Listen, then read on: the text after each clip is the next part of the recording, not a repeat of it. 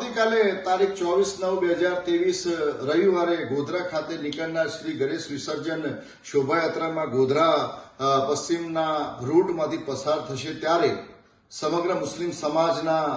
તમામ વોલન્ટિયર્સ, સમાજસેવકો, સમાજના આગેવાનો, સમાજના અગ્રણીઓ યાત્રા સમયે યાત્રા પૂરી થાય ત્યાં સુધી ખડે પગે હાજર રહી વિસ્તારમાં શાંતિ, સેવા,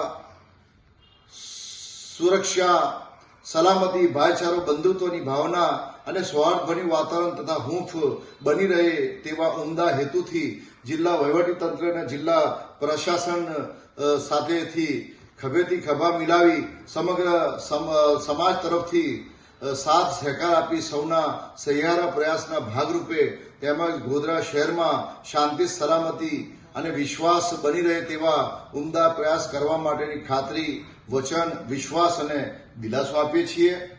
તેમજ પોલીસ અધિકારીઓ તથા યાત્રામાં જોડાનાર માટે ઠંડા પાણી, છાશ અને ચોકલેટ તેમજ શૌચાલય જેવી જરૂરિયાત વગેરેની વ્યવસ્થા પણ કરવામાં આવેલ છે.